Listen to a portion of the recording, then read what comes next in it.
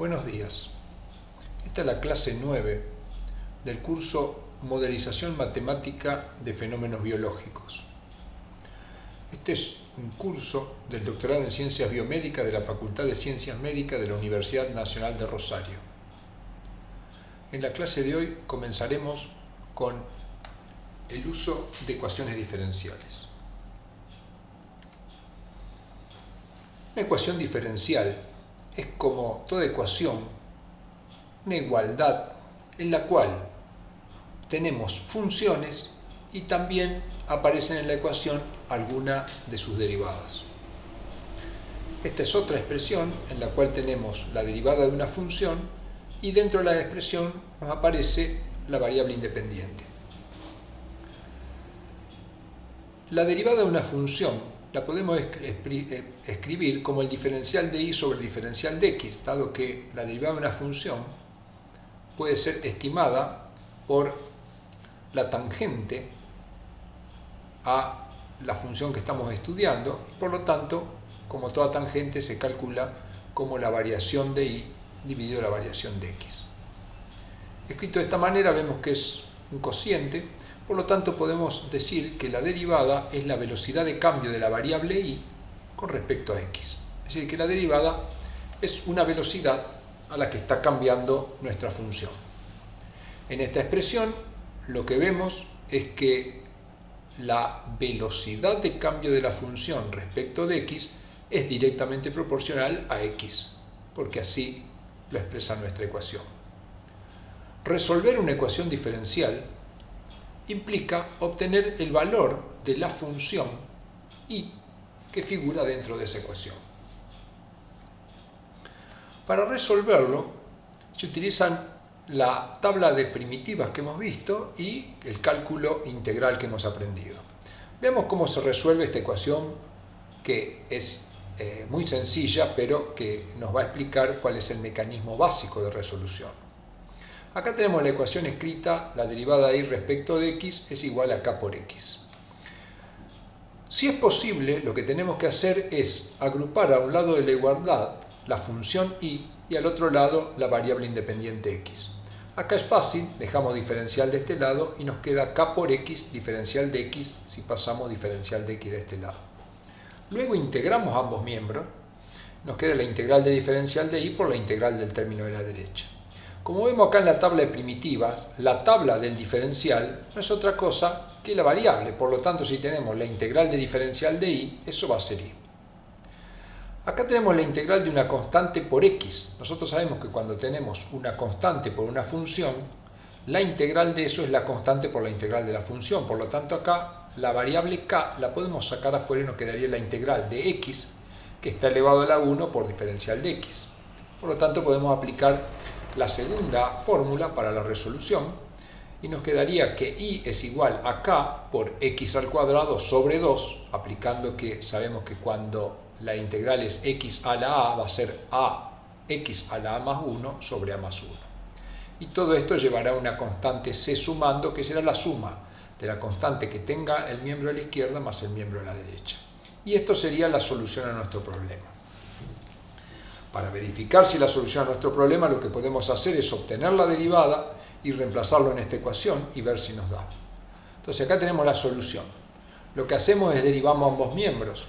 Entonces, la derivada de y va a ser y' y la derivada de este miembro, k sobre 2 es una constante y la derivada de x al cuadrado es 2x. Para esto nos basamos en la tercera línea que nos dice cómo derivar una potencia y cómo procedemos cuando tenemos una constante, que sería esta línea. Cuando tenemos una constante por una función, es la constante por la derivada de la función. Por lo tanto, acá nos ha quedado k sobre 2, que es la constante, por 2x, más la derivada de c, que es una constante, que es 0. Si acá simplificamos este 2 con este 2, nos queda que y' es k por x, que era nuestra ecuación original. Por lo tanto, quiere decir que nuestra solución satisface nuestra ecuación.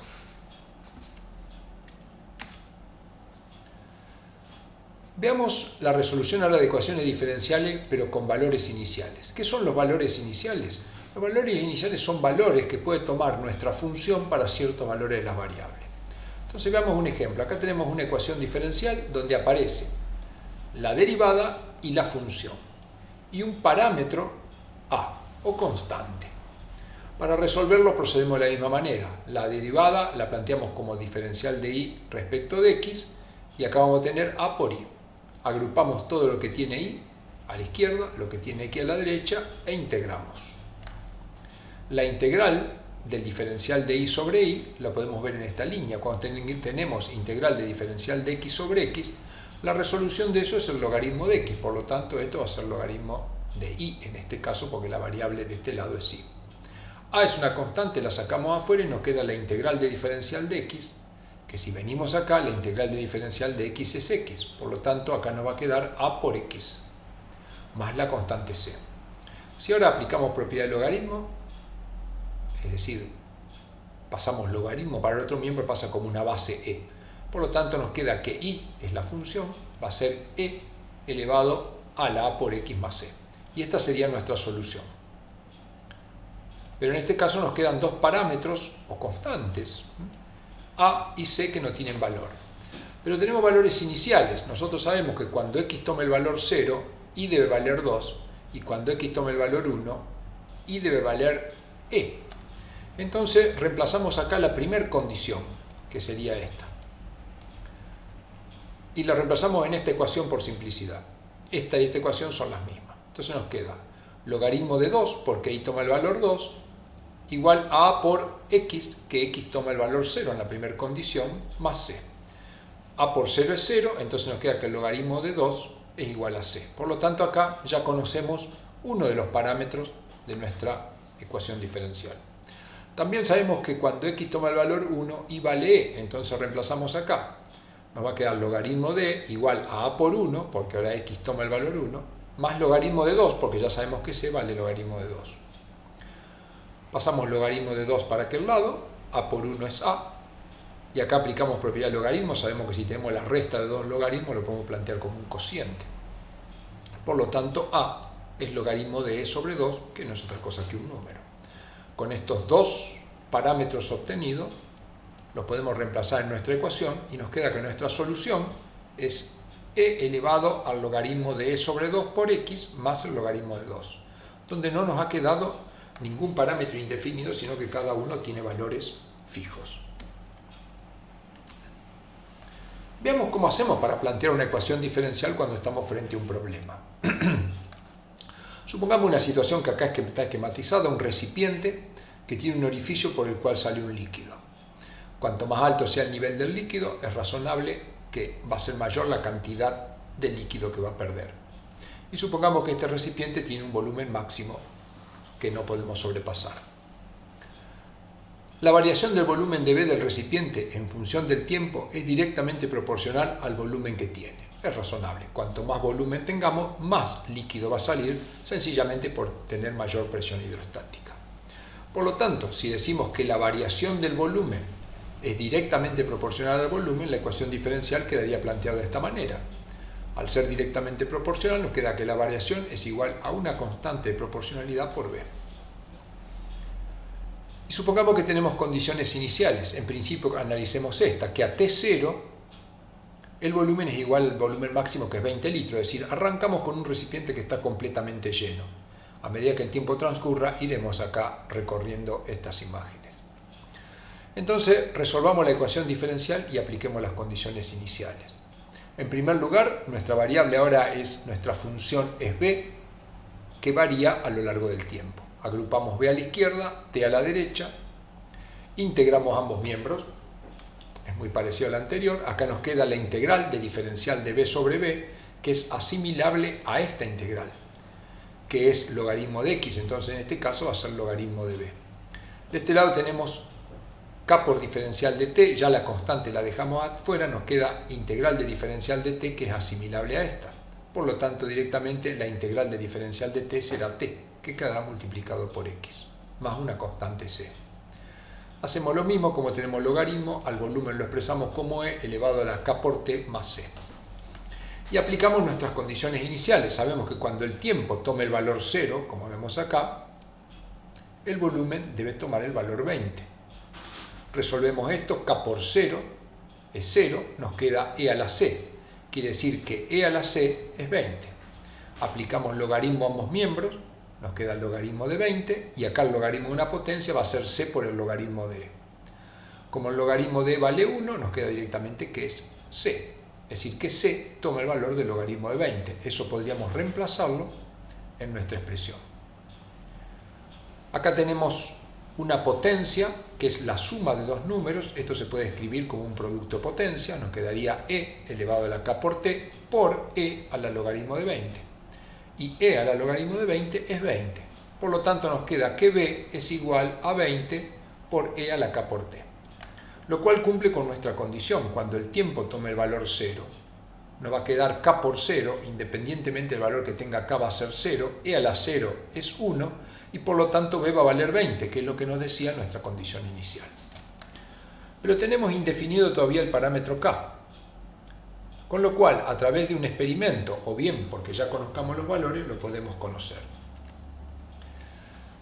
Seguimos con el mismo problema. Acá hemos compactado todo el cálculo anterior hasta obtener la expresión que hemos obtenido. Y supongamos que hemos realizado una medición de vaciado, y lo que nos damos cuenta es que, partiendo del volumen lleno, en 5 minutos el volumen que tenemos es 10 litros.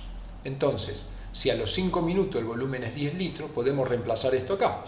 El volumen va a ser 10 litros cuando el tiempo sea 5. Trabajando algebraicamente, pasamos el 20 dividiendo, nos queda un medio, y aplicamos logaritmo a ambos miembros. Nos quedaría el logaritmo de un medio, que es logaritmo de 1 menos logaritmo de 2, que eso sería logaritmo de menos 2, porque el logaritmo de 1 es 0. Por lo tanto, logaritmo de menos 2 sería el miembro de la izquierda. Y de la derecha nos quedaría el logaritmo de la potencia, que no es otra cosa que el exponente, que es k por 5 por el logaritmo de e. El logaritmo de e tiene el valor 1, por lo tanto acá nos queda k por 5, falta el signo por. Y de ahí podemos pasar k dividiendo al logaritmo, entonces nos va a quedar que k es menos el logaritmo de 2 sobre 5. Podemos reemplazar esto en nuestra expresión y obtenemos ya nuestra función. El volumen de nuestro recipiente varía a lo largo del tiempo siguiendo esta función, que es una exponencial negativa.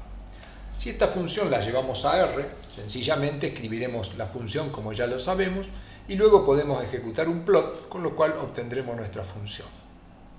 Es decir, que a partir de un problema, de una observación, planteamos una ecuación diferencial, establecimos condiciones iniciales y de experimentación, llegamos a nuestra expresión que queda ajustada al problema y que representa claramente 20 litros, y a medida que el tiempo transcurra va a ir decreciendo el volumen de una manera exponencial a medida que se vaya bajando la altura y vaya perdiéndose el líquido. Veamos ahora el planteo de ecuaciones diferenciales con más de un proceso.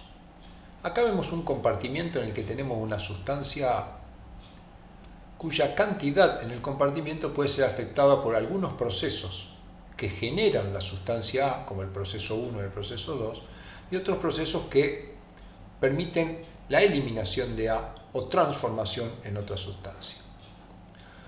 Son los procesos 3 y 4. Nos interesa, en situaciones como esta, conocer cuál es la velocidad a la que cambia A, es decir, la derivada de A en función del tiempo. Pero a diferencia de lo que veníamos viendo, acá son varios procesos. Supongamos que los procesos cumplen con estas condiciones. El proceso 1 es constante, es independiente de A, es decir, lo que entra por acá es siempre lo mismo. Por ejemplo, supongamos entra 1 gramo por minuto, y no importa cuánto A exista.